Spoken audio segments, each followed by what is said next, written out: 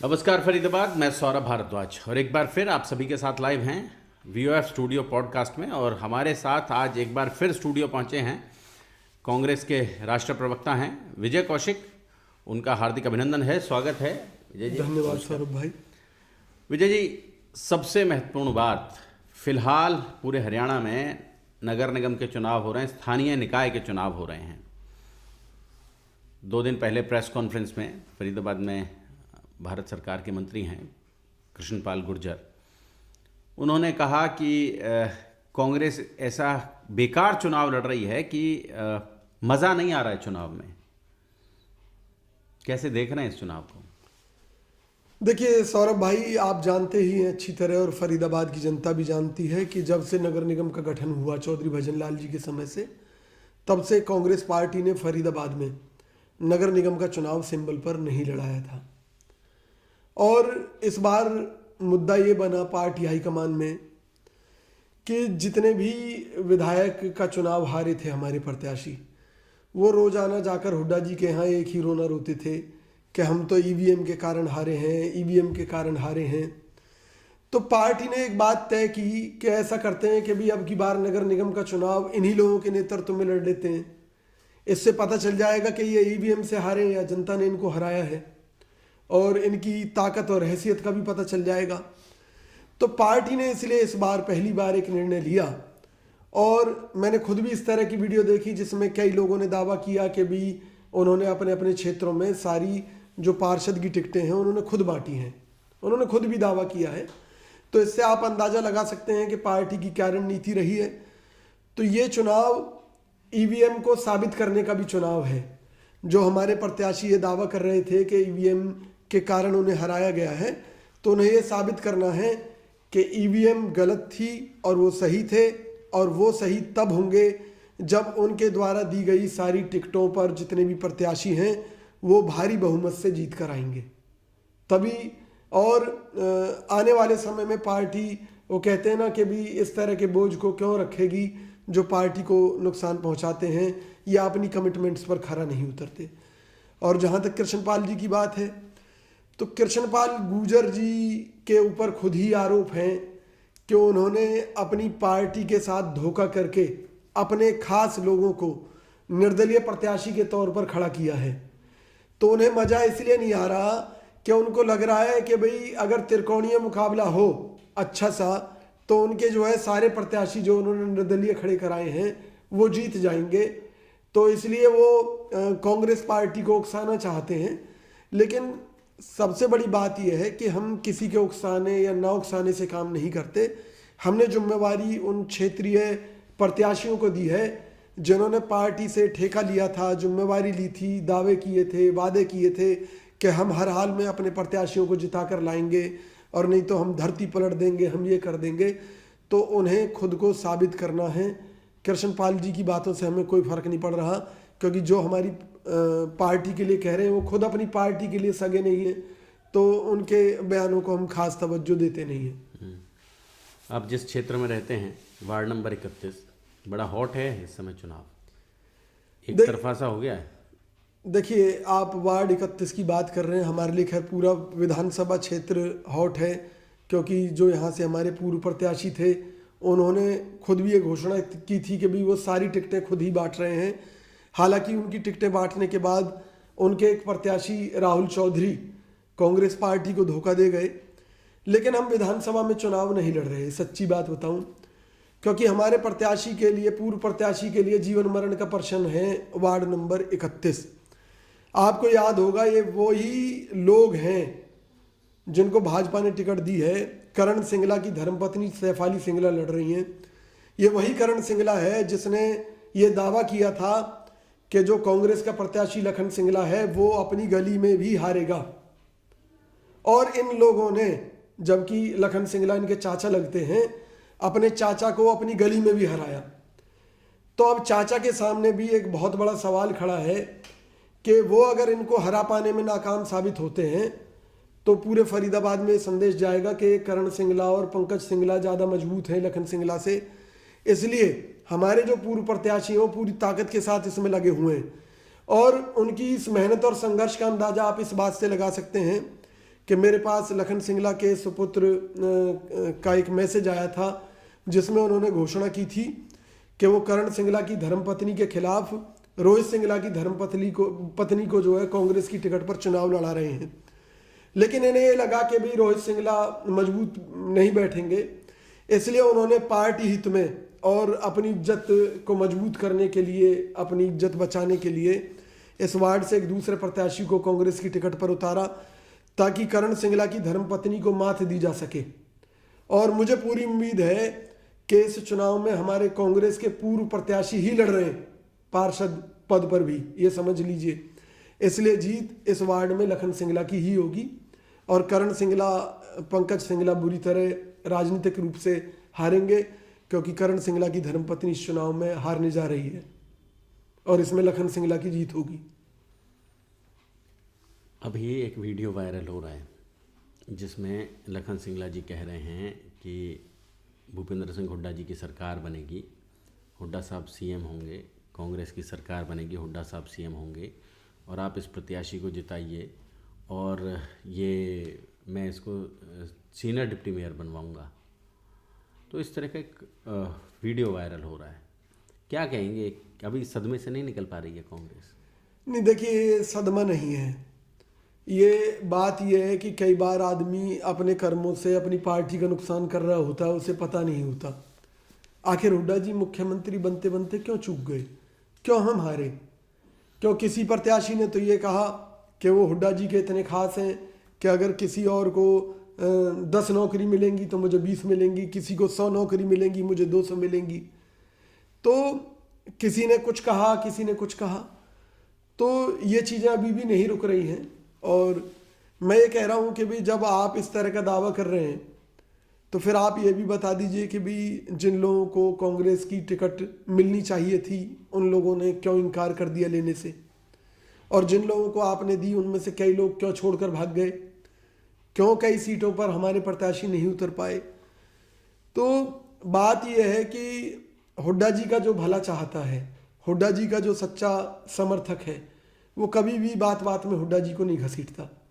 अब मैं कहने लगूं कल को कि जी हुड्डा जी ने इस चुनाव में पूरी ताकत लड़ा ली है और सारी सीटें हम जीत रहे हैं, भाई हुड्डा जी क्यों ताकत लड़ाएंगे इस चुनाव में, क्यों अपनी जान झोंकेंगे? भाई फिर ये जो क्षेत्रीय अपने आप को कहते हैं कि हम अपने इलाके के मालिक हैं जी, हम पूर्व प्रत्याशी हैं जी, हमने ये काम किए हैं, हमने वो काम किए, फिर इनका फायदा क्या है? अगर हर चुनाव हमें हुड्डा जी ही जिताएंगे तो फिर क्यों ये ठेकेदार बनते हैं? फिर इन्हें कह देना चाहिए जी हमारी कोई हैसियत नहीं है और जो कुछ है हुड्डा जी ही है। तो ये सब हुड्डा जी की छवि खराब करने वाली बातें। और मैं कहूँगा कि भाई सरकार तो जनता बनाती है, हमें तो जनता पर भरोसा करना चाहिए, जनता से अपील करनी चाहिए कि भाई हुड्डा जी अच्छे आदमी हैं, उनकी अच्छाइयों को हमें जनता तक पहुंचाना चाहिए कि विपरीत परिस्थितियों में भी आज भी हुड्डा जी हरियाणा की जनता के लिए संघर्ष कर रहे हैं, उनसे जुड़े मुद्दे उठा रहे हैं, चाहे वो रोजगार का मुद्दा है, चाहे वो महंगाई का मुद्दा है। हमें वो सब बातें करनी चाहिए। ये नहीं कहना चाहिए कि हमारी सरकार आ गई तो हम ये कर देंगे, वो कर देंगे, उसको मेयर पद से हटा देंगे, उसको हम नगर निगम में सरकार गिरा देंगे। ये इन सब चीज़ों का, अतिशयोक्ति वाली बातों का कांग्रेस पार्टी को नुकसान रहा है और इससे बचना चाहिए हमारे लोगों को।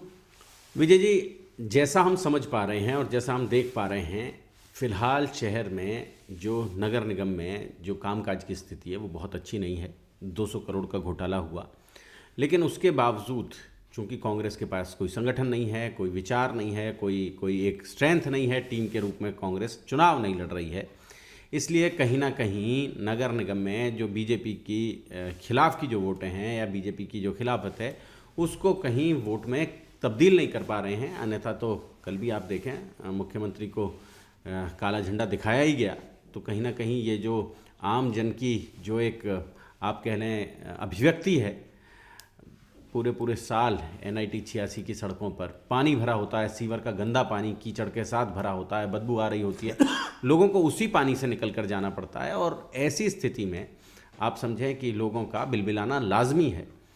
क्या कहेंगे आप, कांग्रेस क्यों उस सब चीज़ को, जो विरोध है, जो खिलाफत है, उसको वोटों में कन्वर्ट नहीं कर पा रही है? सौरभ भाई, सबसे बड़ी बात यह है कि जनता नाराज है भाजपा से। लेकिन कोई चेहरा भी तो होना चाहिए। जनता भी तो अपना एक चेहरा चुनकर चलती है।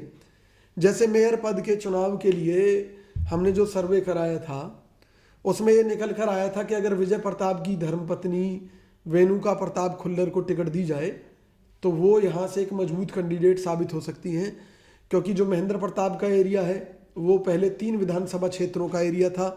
फिर अभी पिछले दिनों लोकसभा चुनाव लड़ा था महेंद्र प्रताप जी ने। पर विजय जी बार बार ये बात होती है विजय भाई कि हर बार कांग्रेस केवल और केवल महेंद्र प्रताप परिवार की ओर ही निहार रही है। ऐसा क्यों हो रहा है? लोकसभा लड़ेंगे तो महेंद्र प्रताप लड़ेंगे, फिर विधानसभा मिलेगी तो फिर विजय प्रताप को मिलेगी, फिर अब मेयर लड़वाना है तो भी फिर आप महेंद्र प्रताप परिवार की ओर ही देख रहे हैं। क्या वजह है? ऐसी क्या वजह है? कांग्रेस की ऐसी क्या मजबूरी है कि केवल एक ही परिवार के पीछे कांग्रेस फिलहाल खड़ी नजर आ रही है? देखिए, बात यह है कि आज कांग्रेस पार्टी में कहीं ना कहीं एक ऐसा ग्रुप इज्म तैयार हो चुका है जो आप हरियाणा में भी देखते हो और अब फरीदाबाद में भी आपको देखने को मिल रहा है। जो कुछ लोग हैं जो प्रॉपर्टी का काम करते हैं वो आपस में उन्होंने सिंडिकेट बना रखा है फरीदाबाद कांग्रेस के अंदर भी, वही एक दूसरे को प्रमोट करते हैं। जब चुनाव एक महंगी प्रक्रिया हो चुका है, खर्चे वाला काम हो चुका है, तो मुझे एक चीज़ बताइए कि जो लोग राजनीति की आड़ में पैसा कमा रहे हैं, बना रहे हैं, बिजनेस चला रहे हैं, तो जनता उन्हीं से ही तो अपेक्षा करेगी कि भी वो लोग खर्चा करें। अब उसमें अगर सौरभ भाई का अगर हम कहीं नाम लें तो सौरभ भाई ने कोई हराम की कमाई थोड़ी ना कर रखी कि भी जो लोग ये सोचेंगे कि भी आप दारू बांट दोगे या कुछ और कर दोगे। तो समाज जैसा समाज बन गया है उस हिसाब से लोगों की नज़र हो गई है, तो लोग उसी नज़रिए से देखते हैं कि भी चुनाव में कौन खर्चा कर सकता है, क्या है हिसाब किताब, क्या नहीं है। और फिर वो लोग भी तो ये दावा करते हैं कि भी हम इतने साल मंत्री रहे, जनता हमारी जागीर है। वो लोग भी तो दावा करते हैं कि जनता हमसे बाहर नहीं है। जब सरकार ये दावा करती है कि भी हम कोई तोड़ फोड़ करेंगे और पता चलता है कि भी वो जगह महेंद्र प्रताप जी की है या महेंद्र प्रताप जी के बेटे ये कहते हैं कि भी सरकार में दम है, तोड़ के दिखाओ, और फिर वो दस्ते लौट जाते हैं, तो क्या जनता को उनकी ताकत का एहसास नहीं है क्या? सरकार चाहे बीजेपी की है लेकिन ताकतवर तो आज भी महेंद्र प्रताप है। तो भाई जनता क्यों नहीं कहेगी कि भी उन्हीं के बेटे को दो, उन्हीं की पुत्रवधू को दो? क्यों नहीं कहेगी कि उनके पोते को पार्षद की टिकट दो? तो ये समाज जैसा चाहता है तो कांग्रेस पार्टी की मजबूरी बन जाती है।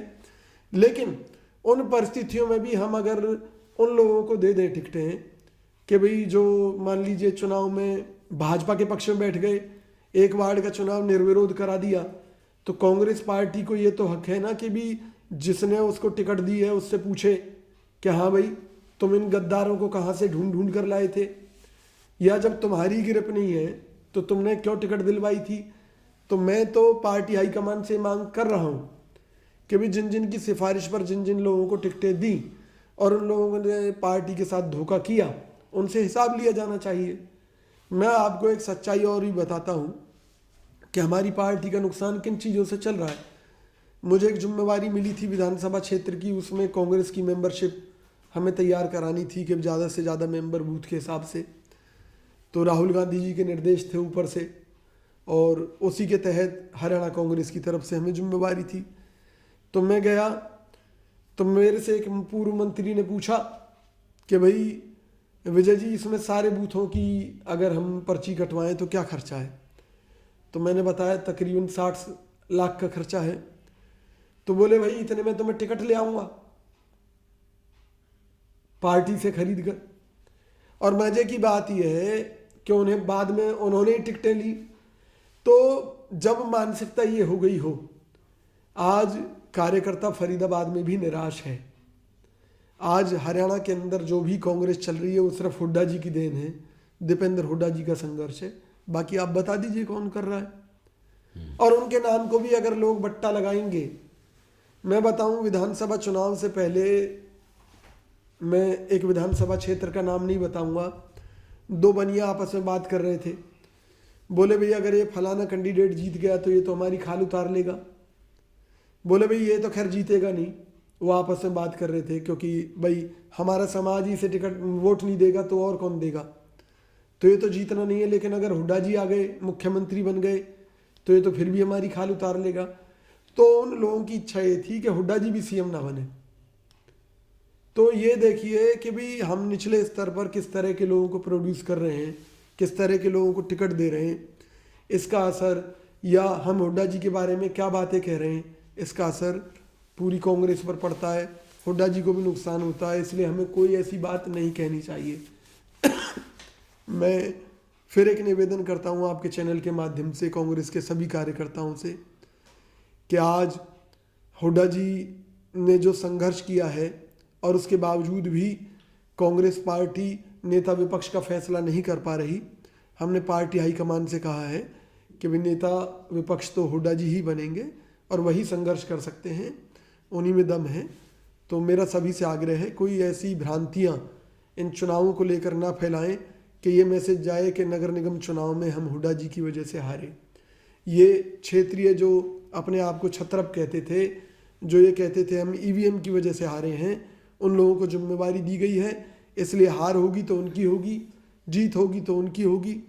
और वो प्रत्याशी जिन जिन एरियाज में वार्ड में रह रहे हैं, उन वार्डों की हार जीत का भी एक बहुत बड़ा फर्क पड़ेगा। क्योंकि कृष्णपाल गुर्जर जी के वार्ड में अगर हम देखें तो सिर्फ एक बार उनका प्रत्याशी हारा था, वो भी तब जब उस वार्ड से मैं चुनाव लड़ा था, तब उनका प्रत्याशी हारा था। मैं उनके मुताबिक बाहरी प्रत्याशी था और मुझे जो वोट मिले वो भाजपा के वोट कटे थे। तो ये बात कृष्णपाल गुर्जर जी ने खुद मानी थी। तो मैं ये कहना चाहता हूँ कि उनकी मजबूती का आधार उनका वार्ड रहा है और कृष्णपाल जी ने कभी अपने वार्ड को अपने से बाहर नहीं जाने दिया, और ये उनकी एक बहुत बड़ी जीत है।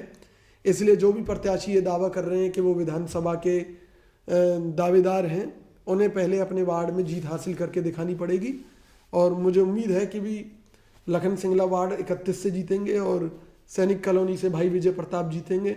इसी तरह से जिनके जो जो क्षेत्र हैं, गढ़ हैं, वहाँ से उनकी जीत होनी चाहिए।